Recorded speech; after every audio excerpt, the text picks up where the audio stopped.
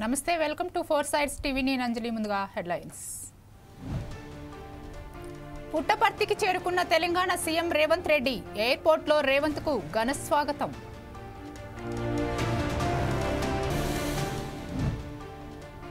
హుస్నాబాద్ రైతన్నలకు శుభవార్త ఎట్టకేలకు గౌరవెల్లి ప్రాజెక్టుకు మోక్షం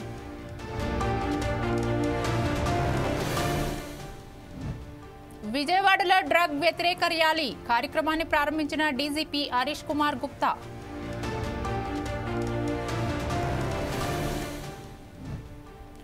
తెలుగు రాష్ట్రాల్లో నెత్తురోడిన రోడ్లు 3 వేర్వేరు ప్రమాదాల్లో 7 మృతి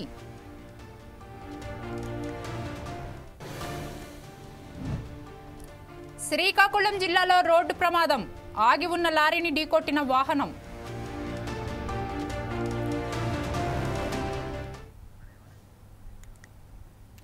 ఇక డీటెయిల్స్ చూస్తే తెలుగు రాష్ట్రాల్లో వరుస రోడ్డు ప్రమాదాలు జరుగుతున్నాయి. ఏపీలోని గన్నవరం చిన్న అవుట్పల్లి వద్ద గగన్ ప్రైవేట్ ట్రావెల్స్ కు పెను ప్రమాదం తప్పింది. జాతీయ రహదారిపై యూటర్న్ తీసుకుంటున్న సమయంలో లారీని తప్పించిపోయి ఢీ కొట్టింది. దీంతో ప్రమాదం జరిగిన వెంటనే ఎమర్జెన్సీ డోర్ నుంచి ప్రయాణికులు కిందకు దిగి వెళ్లడంతో ముప్పు తప్పింది. హైదరాబాద్ నుంచి అమలాపురం వెళ్తుండగా ఈ ప్రమాదం సంభవించింది. బస్సులో 37 మంది ప్రయాణికులు ఉన్నారు.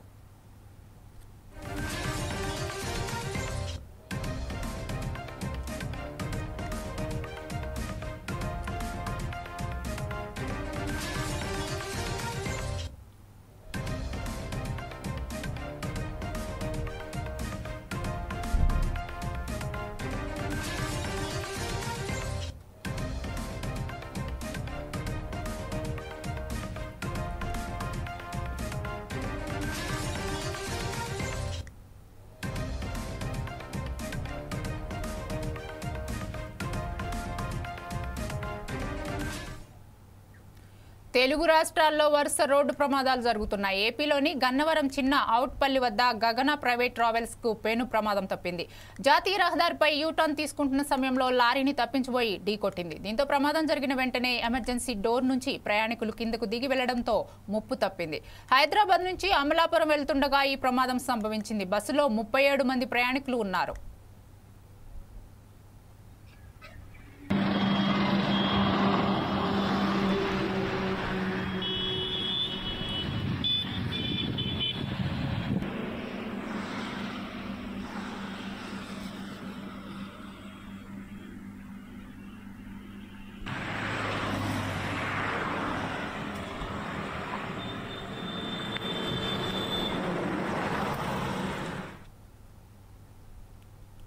మరోవైపు పల్నాడు జిల్లాలో ఘోర ప్రమాదం జరిగింది. రెండచింతల మండలం పాలువాయి జంక్షన్ వద్ద ఉన్న ఒక బయో డీజిల్ బంక్లో డీజిల్ ట్యాంక్ ఒక్కసారిగా పేలిపోవడంతో భారీ అగ్ని ప్రమాదం సంభవించింది. ఈ దుర్ఘటనలో ఒక వ్యక్తి ప్రాణాలు కోల్పోగా మరొకరు తీవ్రంగా గాయపడ్డారు. ట్యాంక్లో డీజిల్ నింపుతున్న సమయంలో ఈ పేలుడు సంభవించినట్లు తెలుస్తోంది. పేలుడు తీవ్రంగా ఉండడంతో మంటలు క్షణాల్లో బంకు ప్రాంతమంతా వ్యాపించాయి. ఈ ప్రమాదంలో రషీద్ అనే వ్యక్తి మంటల్లో చిక్కుకొని అక్కడికక్కడే మృతి చెందాడు. గాయపడ్డ వ్యక్తి పరిస్థితి విషమంగా ఉండడంతో ఆసుపత్రికి తరలించి చికిత్స అందిస్తున్నారు.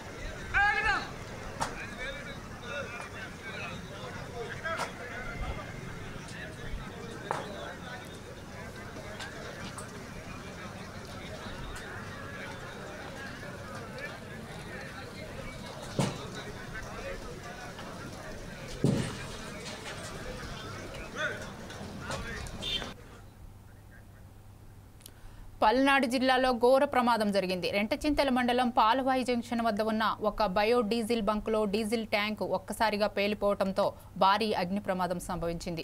ఈ దుర్ఘటనలో ఒక వ్యక్తి ప్రాణాలు కోల్పోగా మరొకరు తీవ్రంగా గాయపడ్డారు. ట్యాంకులో డీజిల్ నింపుతున్న సమయంలో ఈ పేలుడు సంభవించినట్లు తెలుస్తోంది. పేలుడు తీవ్రంగా ఉండడంతో మంటలు క్షణాల్లో బంకు ప్రాంతమంతా వ్యాపించాయి. ఈ ప్రమాదంలో రషీద్ అనే వ్యక్తి మంటల్లో చిక్కుకొని అక్కడికక్కడే మృతి చెందాడు. గాయపడ్డ వ్యక్తి పరిస్థితి విషమంగా ఉండడంతో ఆసుపత్రికి తరలించి చికిత్స అందిస్తున్నారు. దీనిపై మరింత సమాచారాన్ని హనుమంత్ అందిస్తారు. హనుమంత్, చెప్పండి, ప్రస్తుత పరిస్థితి ఏంటి అక్కడ? పల్నాడు జిల్లా రెంటచింతల మండలం పాలవాయి గేట్ జంక్షన్ లో అయితే పెట్రోల్ బంకులు అయితే మంటలు అయితే చెలరేగానే అది ట్యాంకర్ పేలిందా లేకపోతే ఎలా పేలింది అనేది ఏదైతే ఉంది. ఏదైనా రషీద్ అనే వ్యక్తి అయితే అక్కడికి దుర్మరణం చెందాడు. ఇంకో వ్యక్తి అయితే తీవ్ర గాయాలు అయ్యాయి. హాస్పిటల్కి అయితే హఠావుటిన తరలించడం జరిగింది. ఏదైనప్పటికీ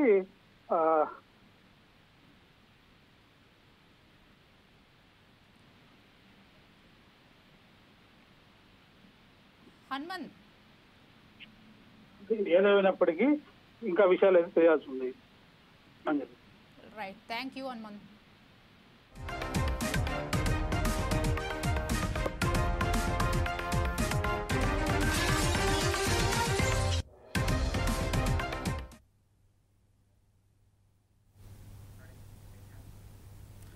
ఏపీ పోలీస్ శాఖలోని ఈగల్ విభాగ ఆధ్వర్యంలో డ్రగ్స్ వ్యతిరేక ర్యాలీ నిర్వహించారు. విజయవాడ సింగ్ నగర్ లో జరిగిన ర్యాలీలో రాష్ట్ర డీజీపీ హరీష్ కుమార్ గుప్తా పాల్గొన్నారు. సైకిల్ తొక్కుతూ ర్యాలీని ప్రారంభించారు. Eagle IG Ravikrishna, Vijay police commissioner Rajasekhar Babu పాల్గొన్నారు. డ్రగ్స్ వద్ద బ్రో, సైకిల్ తొక్కు బ్రో అనే నినాదంతో ర్యాలీ జరిగింది. ఈ సందర్భంగా డీజీపీ మాట్లాడుతూ డ్రగ్స్ కు వ్యతిరేకంగా పోరాడాల్సిన బాధ్యత ప్రతి ఒక్కరిపై ఉందన్నారు. డ్రగ్స్ వ్యతిరేక ఉద్యమంలో ప్రజలు భాగస్వాములు కావాలని పిలుపునిచ్చారు. యువత డ్రగ్స్ కు బానిసలు కావటం వల్ల జాతీయ సంపదకు, యువత భవిష్యత్తుకు నష్టం వాటిల్లుతుందన్నారు. డ్రగ్స్ కు బానిసలుగా మారి యువత తమ భవిష్యత్తును నాశనం చేసుకోవద్దని సూచించారు. డ్రగ్స్ నిర్మూలనకు ఏపీ ప్రభుత్వం యుద్ధబేరి మోగించిందన్నారు. డ్రగ్స్ నిర్మూలనకు కఠిన చర్యలు తీసుకోనున్నామని ప్రకటించారు.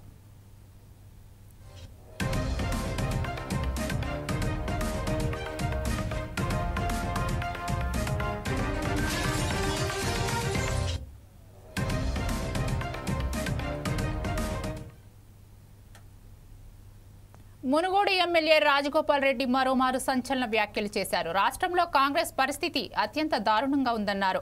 ఇచ్చిన హామీలను నెరవేర్చలేకపోతున్నామని ఆవేదన వ్యక్తం చేశారు. గత బీఆర్ఎస్ ప్రభుత్వం చేసిన అప్పులకు వడ్డీలు చెల్లించేందుకు మళ్లీ అప్పులు చేస్తున్నామని ప్రకటించారు. దయచేసి ప్రజలు ఈ విషయాన్ని అర్థం చేసుకోవాలన్నారు. ప్రస్తుతం రాష్ట్ర ఆర్థిక పరిస్థితి బాగోలేదని, మెరుగుపడిగే వరకు ఓపిక పట్టాలని ఈ సందర్భంగా కోరారు.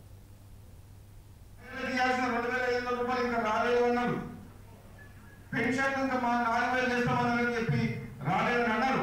ఆ మాట వాస్తవమే. మీరే అనలేదు అంటలేదు అని చెప్పి కాంగ్రెస్ పార్టీ అనలేదు. ఎన్నికల సందర్భంగా హామీ ఇచ్చిన వారు వాస్తవం.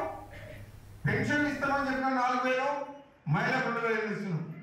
కానీ ఇక్కడ పరిస్థితి అత్యంత దారుణంగా ఉంది. మీ ఇల్లే అనుకోండి, మరి ఎన్నో చేయాలనుకుంటే కుటుంబం ఆర్థిక పరిస్థితి మంచిగా లేకపోతే ఆ కుటుంబ సభ్యులందరూ కూర్చొని మాట్లాడుకొని ఏమనుకుంటాం, ఈ కుటుంబం మనం ఇంకా అప్పులు తెచ్చి అప్పాలు పోవద్దు, సోయకులకు పోయి ఏదైనా పోయి అనుమానాలు రావద్దు. రాష్ట్రం మంచిగా ఉంటేనే, గవర్నమెంట్ ఆర్థిక పరిస్థితి బాగుంటేనే రాష్ట్రంలో ఉన్న మహిళలు కానీ, యువకులు కానీ, రైతులు కూడా బాగుంటారు. ఇప్పుడున్న ఆర్థిక పరిస్థితిని చక్కదిద్దే వరకు ఇచ్చిన హామీ నెరవేర్చే విషయంలో కొద్దిగా ఆలస్యమైనా సరే మన మహిళలకు కానీ, మన ప్రజలకు కానీ మనం సర్ది చెప్పుకొని ముందు పోవాలని, ఈ రాష్ట్రాన్ని గత ప్రభుత్వం చేసినట్టు ఆత్మానం చేయొద్దు, రాష్ట్రాన్ని కాపాడుకోవాలి, ఇచ్చిన అప్పులు తీర్చుకొని రాష్ట్రాన్ని గాడిలో పెట్టాలి, ఈ ప్రజలకు అండగా ఉండాలని చెప్పి ఏకైక నిర్ణయంతో ఈరోజు పనిచేస్తుంది కాంగ్రెస్ పార్టీ ప్రభుత్వం. మీరందరూ కూడా మాటిస్తున్నాం. మునుగోడు నియోజకవర్గంలో ఒక శాసనసభ్యునిగా గత 10 ఏళ్ల కాలంలో తెలంగాణ రాష్ట్రం వచ్చిన తర్వాత కోట్ల మంది ప్రజలు రాష్ట్రం వచ్చిన తర్వాత మా జీవితాల్లో మార్పు వస్తుంది, మా బతుకులు బాగుపడతాయని అనుకున్నారు. మహిళలకు ఇవ్వాల్సిన 2,000 రాష్ట్ర ప్రభుత్వం 1 కోటి మంది మహిళలను కోటీశ్వరులుగా తీర్చిదిద్దాలన్న సంకల్పంతో కృషి చేస్తున్నామని మంత్రి కోమటిరెడ్డి వెంకటరెడ్డి తెలిపారు.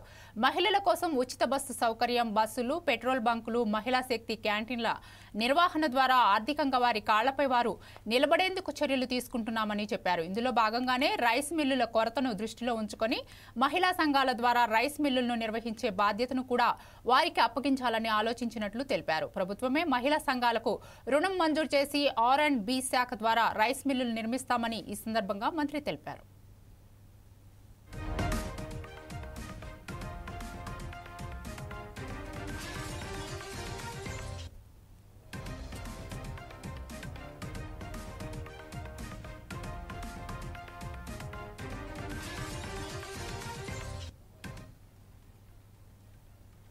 ప్రజా ప్రయోజనాల అంశానికి సంబంధించి సమిష్టి సమస్యల పరిష్కారంపై వివరణ కోరుతూ న్యాయ సేవాధికార సంస్థ చైర్మన్ ఉమ్మడి నెల్లూరు జిల్లా ప్రధాన న్యాయమూర్తి జి శ్రీనివాసరావు అధ్యక్షతన సమన్వయ సమావేశాన్ని నిర్వహించారు. నెల్లూరులోని జిల్లా కోర్టు సమావేశ మందిరంలో నిర్వహించిన సమన్వయ సమావేశం అన్ని శాఖల అధికారులను హాజరయ్యారు.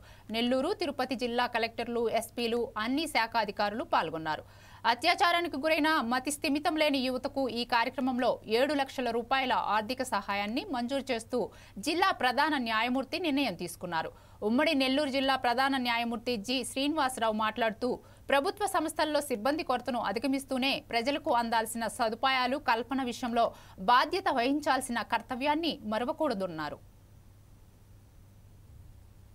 ప్రజా సమస్యలు ఏమైనా ఉన్నట్టయితే కనుక తప్పనిసరిగా ఒక కార్డు రూపంలో, ఒక పోస్టల్ కార్డు రూపంలో న్యాయ సేవాధికారి సంస్థ చైర్మన్, న్యాయ సేవాధికారి సంస్థ నెల్లూరు, ఇది ప్రతి జిల్లాలో ఉన్నదండి. ఏ జిల్లాకి ఆ జిల్లా ప్రిన్సిపల్ డిస్ట్రిక్ట్ జడ్జిని చైర్మన్ న్యాయ సేవాధికార సంస్థ అంటారు, లేదా ఇంగ్లీష్ లో chairman district legal services authority అని చెప్పేసి అంటారు. ఒక లెటర్ అడ్రస్ చేసినట్టయితే మేము ప్రీ లిటిగేషన్ కేసు కింద రిజిస్టర్ చేసి ₹1 కూడా ఖర్చు లేకుండా సంబంధిత అధికారులందరికీ కూడా నోటీస్ జారీ చేసి ఆ యొక్క వారి దగ్గర నుంచి ఎక్స్ప్లనేషన్ కాల్ చేసి ఆ యొక్క ప్రాబ్లం రిజాల్వ్ చేయడానికి ఏర్పాటు చేయనటువంటి వ్యవస్థ. ఈ వ్యవస్థ మరి పార్టీల యొక్క వ్యక్తిగతంగా కోర్టుకు హాజరయ్యి చాలా కాలం టైం వేస్ట్ చేసుకోకుండా మరి వారి యొక్క సమయం, డబ్బు కూడా వృధా కాకుండా ఏర్పాటు చేసినటువంటి సంస్థ. ఇందులో ప్రతి ఒక్క ప్రజాసేవకుడు, ప్రతి ఒక్క ఉద్యోగి కూడా కోర్టు యొక్క ఆజ్ఞలను శిరసా వహించాలి. మీరు లెటర్ రాసినట్టయితే ఎక్కడ ఏ ఇబ్బంది ఉన్నప్పటికీ కూడా ఈ న్యాయ సేవాధికార సంస్థల తరఫున మేమందరూ కూడా తప్పనిసరిగా చర్యలు తీసుకుంటామని చెప్తూ, ఇప్పటికే మాకు పోస్ట్ కార్డు ద్వారా, లెటర్ ద్వారా వచ్చినటువంటి లెటర్స్ అన్నింటిని కూడా ప్రీ లిటిగేషన్ కేసెస్ కింద రిజిస్టర్ చేసి ఆ యొక్క ప్రశ్నలన్నింటిలో కూడా ఈ ప్రజా సేవకులందరినీ కూడా ఈ యొక్క సమక్షంలోనే వారి ప్రశ్నలు అడుగుతాం, వారి దగ్గర నుంచి సమాధానం రాబట్టడం, మరి సాల్వ్ చేయవలసినటువంటి విషయాలను కూడా విత్ ఇన్ షార్ట్ టైంలో మరి అధికారులందరూ కూడా సాల్వ్ చేయాలని చెప్పి చేస్తామని చెప్పేసి చెప్పడం, అంతా కూడా నెల్లూరులో విప్లవాత్మకమైనటువంటి మార్పు తీసుకురావడానికి అధికారులు ప్రయత్నం చేస్తున్నారు. ప్రజా సమస్యలు ఏమైనా ఉన్నట్టయితే కనుక నియోజకవర్గంలో 7.5 కాలంగా ఎన్నో అభివృద్ధి సంక్షేమ కార్యక్రమాలు చేపట్టామని పెద్దకూరపాడు ఎమ్మెల్యే భాష్యం ప్రవీణ్ చెప్పారు. గ్రామ స్థాయిలో పర్యటించి ప్రజలను నేరుగా కలిసే ప్రయత్నం చేస్తున్నామని అన్నారు. 100 రోజులు 100 గ్రామాల పేరుతో నియోజకవర్గంలో పర్యటిస్తామని చెప్పారు. సీఎం చంద్రబాబు, మంత్రి నారా లోకేష్ కూడా ఈ కార్యక్రమానికి ఆశీస్సులు అందించారని చెప్పారు. క్రోసూరు మండలం ఎర్రబాలెంలో కార్యక్రమాన్ని ప్రారంభిస్తామని చెప్పారు. ఈ నేపథ్యంలో మా ప్రతినిధి ఎమ్మెల్యే భాష్యం ప్రవీణ్తో ఫేస్ టు ఫేస్. రాష్ట్రంలోనే మొట్టమొదటిసారిగా ప్రజలకే పాలన అనే కార్యక్రమం అయితే మన పెద్దకూరుపాడు ఎమ్మెల్యే భాష్యం ప్రవీణ్ అయితే మొదలుపెట్టాడు. ఎందుకు మొదలుపెట్టాడు ఏంటి అనేది ఎమ్మెల్యే గారిని అడిగేది తెలుసుకుందాం. అందరికీ నమస్కారం. గతంలో మా నాయకుడు చంద్రబాబు నాయుడు గారు ప్రజల వద్దకే పాలన అని ఎప్పుడో 90స్లోనే అది తీసుకురావడం జరిగింది. ఆ స్ఫూర్తితో నేడు నేను ప్రజల వద్దకే ప్రవీణ్ అనే కార్యక్రమంతో 100 రోజులు 100 గ్రామాలు అనే కార్యక్రమం స్టార్ట్ చేయడం జరుగుతుంది. రేపు ఆదివారం అనగా 23వ తారీఖు, నవంబర్ 23వ తారీఖు నుంచి ఆదివారం సాయంత్రం 4 గంటలకు లాంఛనంగా ఇది మా కాన్స్టిట్యున్సీకి సంబంధించిన కోసూరు మండలం ఎర్రబాలెం గ్రామంలో స్టార్ట్ చేస్తున్నాం. సోమవారం ఆన్వర్డ్స్ మార్నింగ్ 10 to ఈవినింగ్ 8 నేను గ్రామాల్లోనే ప్రజల వద్దలో ఉండి వారి యొక్క సమస్యలు తెలుసుకొని వారిని వెంటనే తీర్చగలిగిన వెంటనే తీర్చడం, లేకపోతే ఏదన్నా ఫైనాన్షియల్కి సంబంధించిన అంటే అభివృద్ధి కార్యక్రమాలు అయితే నేను ప్రభుత్వం దృష్టికి తీసుకెళ్ళి ఆ గ్రామాల్లో నా ఈ 5 సంవత్సరాల పీరియడ్లోనే యాజ్ ఎర్లీ యాజ్ పాసిబుల్ వాటిని డెవలప్మెంట్ చేయడానికి కోసం నేను ప్రయత్నం చేస్తాను. ఈ సందర్భంగా నేను తెలియజేస్తున్నాను. ప్రజలైతే మీ ఆఫీస్కి అయితే రాలేని పక్షం ఉంటుంది. మీరే ప్రజల వద్దరికి వెళ్తున్నారు. ఎలాంటి సమస్యలైనా మీరు ఎదుర్కొనే అవకాశం ఉందంటారు?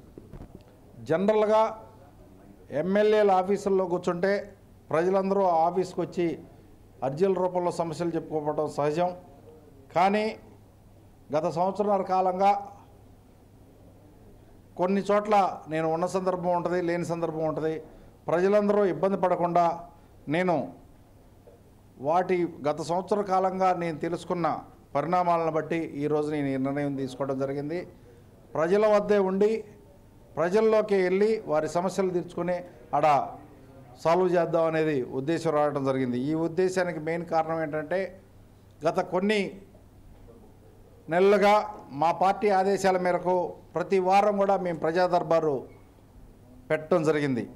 ఆ ప్రజా దర్బారులో ఎక్కువ శాతం రెవెన్యూ సంబంధించిన సమస్యలు ఎప్పటి నుంచో గత ప్రభుత్వంలో నిర్లక్ష్యం చేయబడి ఎప్పటి నుంచో పెండింగ్ ఉన్న కేసులు మా దగ్గర రావడం జరిగింది. ఇది మేము ఒక వారం ప్రజా దర్బారు పెడితేనో ఇంకోటి పెడితేనో ఇది సాల్వ్ అయ్యేది కాదు. మనం ప్రజల్లోనే ఉండి అక్కడికే అధికారులను పిలిచి సాల్వ్ చేద్దామన్న ఉద్దేశంతో ఈ కార్యక్రమం రూపొందించడం జరిగిందని చెప్పడం జరుగుతుంది. ప్రజల వద్దకే పరిపాలన. ప్రజలు ఇటువంటి సమస్యలైన ఆఫీసుకి రాలేని పక్షంలో నేనే వారి ప్రజల ఇంటికి వెళ్ళి ప్రజలతో మాట్లాడి ముఖాముఖితో మాట్లాడి వాళ్ళ సమస్యలు తెలుసుకునే ప్రయత్నం అయితే చేస్తానని భాషం ప్రవీణ్ చెబుతున్నాడు. కెమెరామెన్ కృష్ణతో గుంటూరు హనుమంతరావు. హుస్నాబాద్ ప్రాంత రైతాంగానికి శాశ్వత సాగునీరు అందించే లక్ష్యంతో చేపట్టిన గౌరవెల్లి ప్రాజెక్టుకు అడ్డంకులు తొలగిపోయాయి. ప్రాజెక్టుకు సంబంధించిన లీగల్ చిక్కుముడులను ఇటీవల సుప్రీంకోర్టు పూర్తిగా పరిష్కరించిందని, ఇక పనులు వేగవంతం చేసి వీలైనంత త్వరగా నీరందించేందుకు ప్రభుత్వం కట్టుబడి ఉందని మంత్రి పొన్నం ప్రభాకర్ స్పష్టం చేశారు. శనివారం జలసౌదాలో ఇరిగేషన్ శాఖ మంత్రి ఉత్తమ్ కుమార్ రెడ్డితో గౌరవెల్లి ప్రాజెక్టు పురోగతిపై సమీక్షా సమావేశం జరిగింది. అనంతరం మంత్రి పొన్నం ప్రభాకర్ మీడియాతో మాట్లాడుతూ కీలక విషయాలు వెల్లడించారు. హుస్నాబాద్ ప్రాంత రైతాంగానికి శాశ్వతంగా ఉపయోగపడే గౌరవెల్లి ప్రాజెక్టుకు సంబంధించి లీగల్గా ఉన్నటువంటి సమస్య ఇటీవల సుప్రీంకోర్టు పరిష్కారం చేసింది. సో దానిలో నీరు నింపడానికి సంబంధించి, అదేవిధంగా కాలువలు తవ్వడానికి సంబంధించి, భూసేకరణకు సంబంధించినటువంటి డబ్బులు ఇవ్వడానికి గౌరవ ఇరిగేషన్ శాఖ మంత్రి గారు, ముఖ్యమంత్రి గారు, ఉప ముఖ్యమంత్రి గారు అంగీకరించినారు. అది వేగవంతం చేయడంతో పాటుగా లీగల్ హర్డిల్ పరిష్కారం అయినప్పటికీ ఒక 55 ఎకరాల పునరావాసానికి సంబంధించినటువంటి ఇష్యూ ఉంది. వాళ్ళను కూడా తీసుకొచ్చి ఈరోజు కల్పించినాం. 6 సమస్యలు కూడా పరిష్కరిస్తామని మంత్రి గారు ఉత్తమ్ కుమార్ రెడ్డి గారు హామీ ఇచ్చిన దృష్ట్యా గౌరవెల్లికి సంబంధించిన అన్ని అడ్డంకులు తొలగుతూ ఉన్నాయి. వీలైనంత తొందరగా ఈ పనులన్నీ పూర్తి చేస్తూ కాలువలకు సంబంధించినటువంటి భూసేకరణ సందర్భంలో రైతుల సహకారాన్ని అభ్యర్థిస్తూ ఉన్నా. తద్వారా బండ్ కంప్లీట్ అయినటువంటి సందర్భంలో కాలువలు తీసినట్టయితే గ్రామాన గౌరవెల్లి గోదావరి నీళ్లు వచ్చేటువంటి అవకాశం ఉంది. కాబట్టి స్థానికంగా ప్రజలు సహకరించాలని కోరుతూ ప్రభుత్వం పక్షాన న్యాయపరంగా ఉన్నటువంటి అన్ని అంశాలను వెంటనే వాటి వెంటపడి పరిష్కారం చేసుకునే దిశలో నా కార్యాచరణ కొనసాగుతుంది. చిత్తూరు జిల్లా కుప్పంలో నారా భువనేశ్వర్ పర్యటించారు. భువనేశ్వరి బోట్లో సరదాగా షికారుకు వెళ్లారు. చీయమ్మ ఆలయంలో భువనేశ్వరి ప్రత్యేక పూజలు నిర్వహించారు. కనుక చీయమ్మ ఆలయం వద్ద ఎంతో ప్రశాంతంగా ఉందని భువనేశ్వర్ తెలిపారు. నాడు సీఎం చంద్రబాబు నాయుడు పరమసముద్రంలో బోట్లో ప్రయాణించగా నేడు భువనమ్మ కనకనాచమ్మ ఆలయం వద్ద ఉన్న పాలూరు నదిలో బోట్లో ప్రయాణించడం చాలా ఆనందంగా ఉందన్నారు. పాలూరు నదిపై బోట్లో ప్రయాణించడం చాలా ఆహ్లాదకరంగా అనిపించిందన్నారు.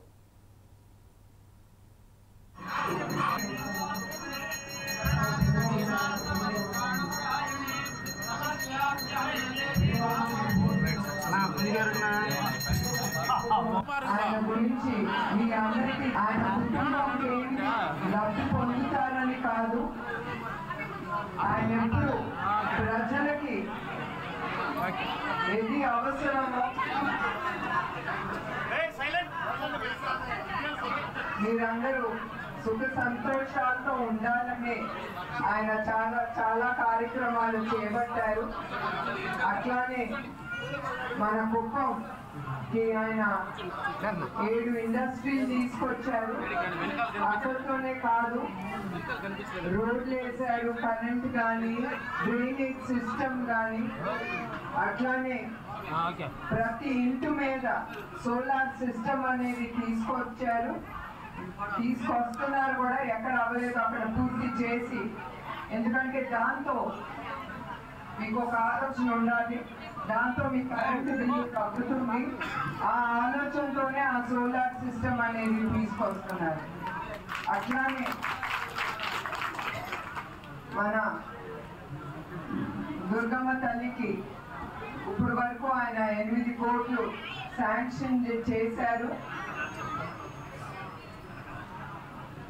అదే కాకుండా ఇక్కడ రావటానికి ఒక బ్రిడ్జ్ కూడా నిర్మిస్తారు, ప్రజలకి భక్తులకి అది వీలుగా ఉండటానికి. అట్లానే ఆయన గురించి మీ అందరికీ, ఆయన కుటుంబంకి లబ్ధి పొంది. ఇవి updates. Keep watching 4 Sides TV.